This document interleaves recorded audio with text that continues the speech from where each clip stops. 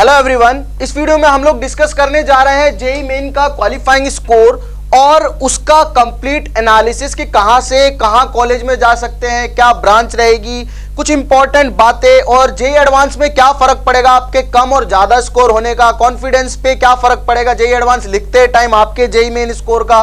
तो प्रैक्टिकली बहुत important video है, तो जल्दी से स्टार्ट करते हैं और जल्दी से इसे फिनिश भी करते हैं। तो काम की बात करते हैं कि जेईई मेन का क्वालिफाइंग स्कोर क्या होगा। उसके लिए मैं ऑलरेडी एक वीडियो बना चुका हूं जिसका लिंक आपको डिस्क्रिप्शन में मिल जाएगा।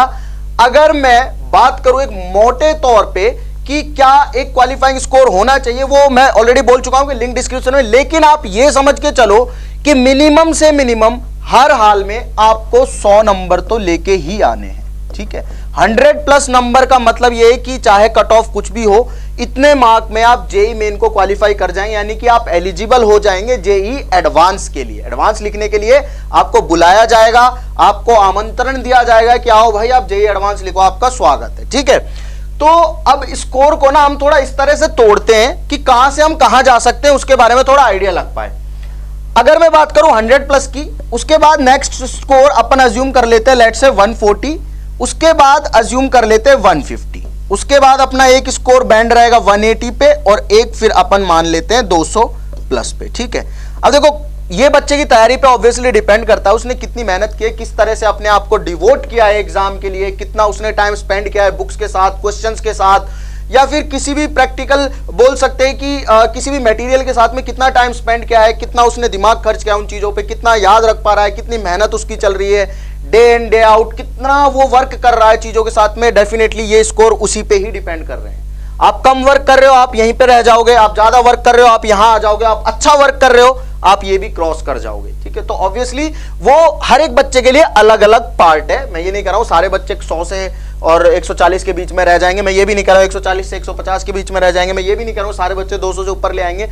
वो ऑब्वियसली आपके खुद के मेहनत पे डिपेंड करता है। तो जो भी आपका स्कोर है, आपको पहली बात तो निराश नहीं होना उस स्कोर के साथ में, क्योंकि अप्रैल में आपके पास एक और मौका है, चांस आपके पास एक और है ना। तो इससे घबराना तो पहली बात बिल्कुल भी नहीं है कि यार ये क्या हो गया, गलती हो सकती है। वो मैटर है 3 घंटे का, उस 3 घंटे में आप कितना परफॉर्म कर पाते हो, कितना चीजें अच्छे से जो याद की उनको लिख पाते हो, या फिर जो चीजें आपने पढ़ी हैं क्या वो आपको एग्जाम में मिल रही हैं एग्जैक्टली, आपको ज्यादा एफर्ट नहीं करना पड़ा है, तो आप डेफिनेटली इस स्कोर को पार कर जाओगे, ठीक है।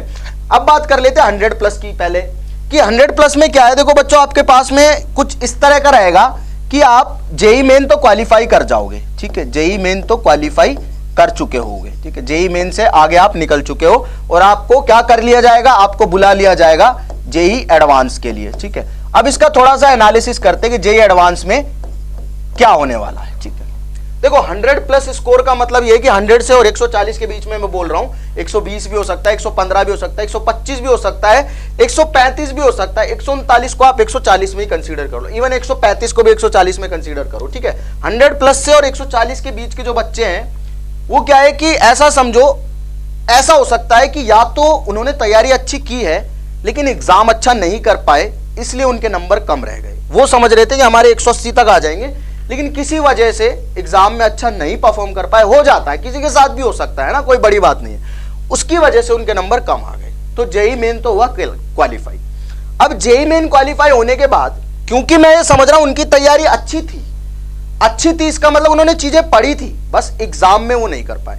अब आपके पास दोबारा मौका रहेगा अप्रैल में जेईई मेन देने का। अगर आपने अप्रैल में जेईई मेन देना है दोबारा, तो आप अपनी नॉलेज को यूटिलाइज कर सकते हो, अच्छे से वहां पे जाके परफॉर्म कर सकते हो। एक मौका निकल गया ना, अब दूसरा मौका है, दूसरे में उसको एकदम गर्म लोहे पे हथौड़ा मारने जैसी वाली बात कर देना बस, ठीक है। मतलब तैयार हो जाना इन जनवरी में, जैसे आपका जेईई मेन खत्म हो, फरवरी मार्च 2 महीने इतने अच्छे तरीके से तैयारी कर लेना कि अप्रैल में जब आप जाओगे तो आप पूरा यहां का पूरा नॉलेज और उसके ऊपर 2 महीने का हार्डवर्क और फिर आप उसको क्लियर कर पाओ। वहां अच्छा परफॉर्म हो गया, उसके बाद भी रुकना नहीं है, उसके बाद आपका टारगेट डायरेक्ट होना चाहिए जेईई एडवांस, क्योंकि मैं ये अज्यूम करके चल रहा हूं आपने तैयारी अच्छी की थी, यहां वाली तैयारी की थी, ठीक है।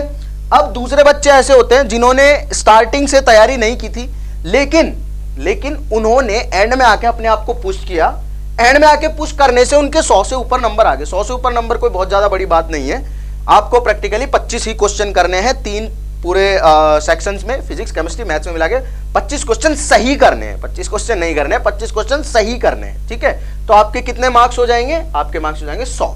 गलत एक भी नहीं करना, मैं ये मान के चल रहा हूँ ना। बाकी आप 40 अटेम्प्ट करो, कुछ सही करो, कुछ गलत करो, तो 100 से ऊपर मार्क्स आपके आ गए, मतलब 110, 115 मार्क्स पे आ गए, तो ठीक है।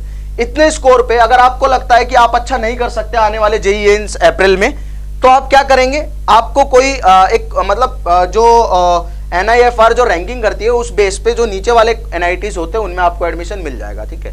कॉलेज कोई भी बुरा नहीं है, अगेन मैं बोल रहा हूँ, ठीक है। सारा मैटर होता है ब्रांच का, इवन ब्रांच भी कोई बुरी नहीं है, खराब नहीं है, वो ट्रेंड पे डिपेंड करती है। मतलब बच्चे का इंटरेस्ट होना चाहिए और फिर उसको खुद को समझ में आना चाहिए कि मेरा इंटरेस्ट कहाँ लाई कर रहा है, मुझे क्या करना है लाइफ में, है ना। वो खुद की अपनी अपनी एस्पिरेशंस होती हैं, सबके अलग अलग होती है ना।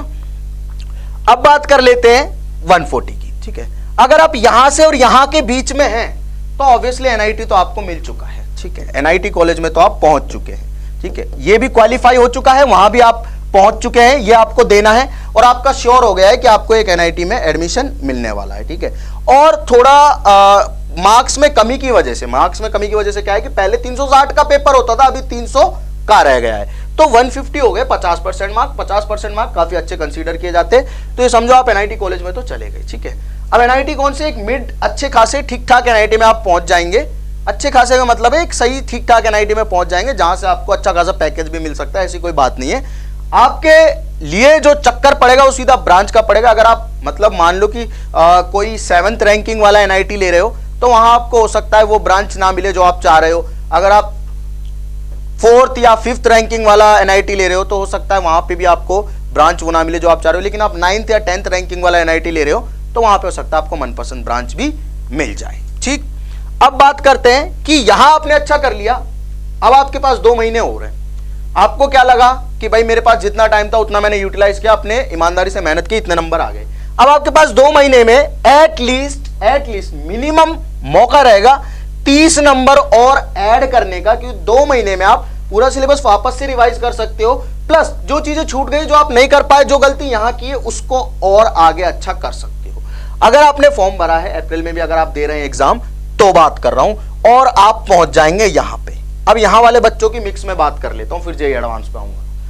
मतलब अगर आपने 150 नंबर तक ले लिए और एक NIT तो आपका श्योर हो गया, उसके बाद 30 नंबर और आप लेके आ गए, मान लो अप्रैल में, मतलब 150 में 30 नंबर और आपने इंप्रूवमेंट कर लिया। भाई टाइम के साथ इंप्रूवमेंट तो होगा ही, बच्चे अपने पढ़ने वाले, मुझे पता है, ठीक है। 150 नंबर ला रहे हैं, मतलब पढ़ाई तो किए, कुछ तो पढ़ा है, मेहनत की, और जाके वहां पे उन्होंने एफर्ट किए एग्जाम में, तभी वो यहां तक पहुंचे हैं। तो 2 महीने में वो इतना भी कर सकते हैं, बस इतना इंप्रूवमेंट, है ना। अगर मैं डायरेक्ट 30 नंबर की बात करता तो बहुत बड़ी बात नहीं, लेकिन 30 का इंप्रूवमेंट बड़ी बात हो जाती है कि वो अपनी बोल सकते हैं कैपेबिलिटीज से पार जाके वर्क करने वाली बात हो जाती है। तो 30 नंबर आप और ऑब्टेन कर लेंगे तो आप पहुंच जाएंगे यहां पे।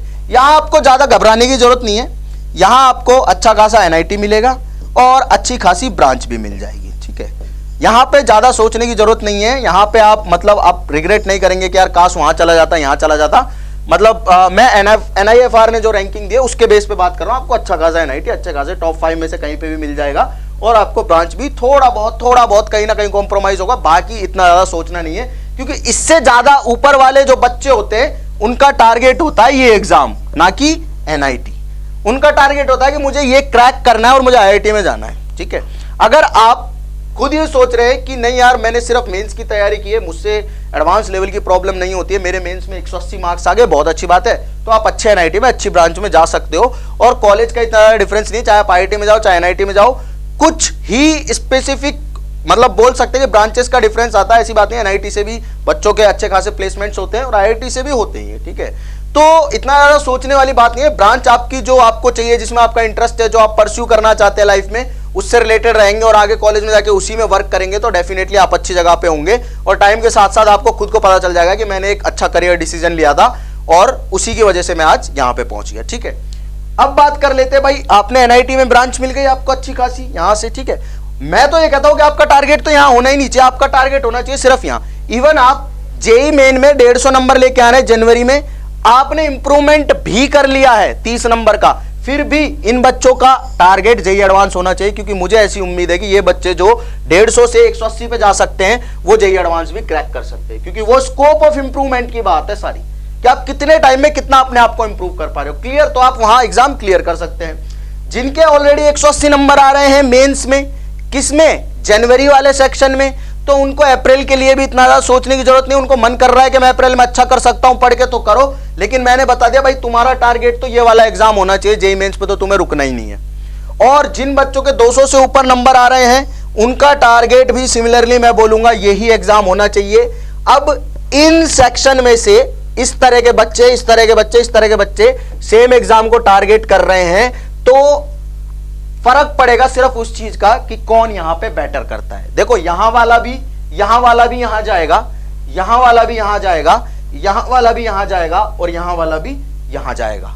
ठीक है, यहां पे फर्क पड़ेगा। इन रेंज में उतना ज्यादा फर्क नहीं है। यहां पे क्या है कि बस थोड़ा ये समझो कि किसी के 3-4 सवाल ज्यादा हो गए तो उसके नंबर ज्यादा आ गए, अपने सवाल 2-3 गलत हो गए तो अपने नंबर कम आ गए।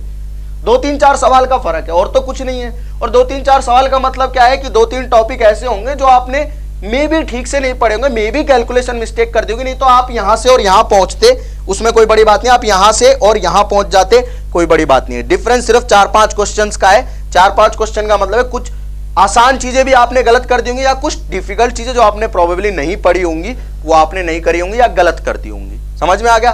तो मतलब क्या है कि बच्चों का जो मेन टारगेट है वो ये होना चाहिए। यहां कुछ नहीं हुआ तो यहां तो बहुत कुछ है ही, यहां खोने के लिए तो कुछ भी नहीं है अपने पास में।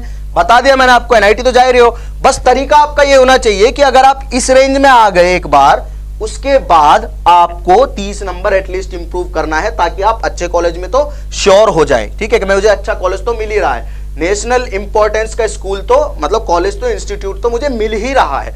उसके बाद टारगेट करेंगे इस एग्जाम को, साथ में करेंगे, मिलके करेंगे, और फिर कोशिश करेंगे इस एग्जाम को क्लियर करें और किसी अच्छे आईआईटी में एडमिशन मिल जाए। ना भी मिला तो ठीक है भाई, यहां तो है ही, हम है ही सही यहां तो। उसके बाद ये वाले बच्चे जो है, इनका तो बिल्कुल एकदम लाइफ सेट है भाई, अच्छा खासा एनआईटी, अच्छी खासी ब्रांच हो जाएगी। लेकिन टारगेट होना चाहिए ये एग्जाम, मिलके करेंगे, साथ में करेंगे। नहीं हुआ कुछ भी तो ये तो है ही, एक ही तो बात है। मतलब कोई इतना ज्यादा डिफरेंस नहीं है, वो सोचने की बात है कि मैं एनआईटी में हूं, आईआईटी में हूं, कहां पे नहीं हूं।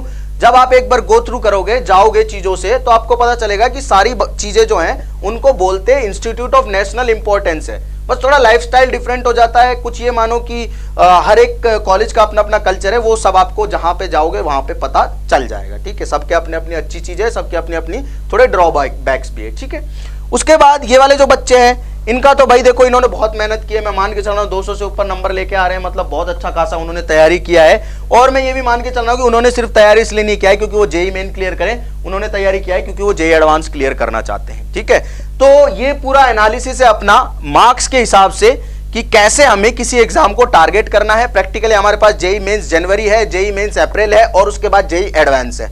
ठीक है, इन एग्जाम को टारगेट करना है, ठीक से करना है। मैंने आपको बता दिया कि कैसे आप इंप्रूव कर सकते हो अपने रैंक में, अपने खुद के मार्क्स में, और क्या आपके स्कोप ऑफ अप्रोच होना चाहिए, कैसे आपको अप्रोच करना है, किस मेंटेलिटी के साथ एग्जाम में जाना है। अगर आपको नंबर वाइज के भाई कैटेगरी वाइज क्या कट ऑफ होगी, क्या नहीं होगी, एक्सपेक्टेड स्कोर क्या होना चाहिए, उसका वीडियो का लिंक मैंने डिस्क्रिप्शन में डाल दिया, तो वहां से उस वीडियो को देख के आप चेक कर सकते हैं। तो मिलते हैं नेक्स्ट वीडियो में। Thank you.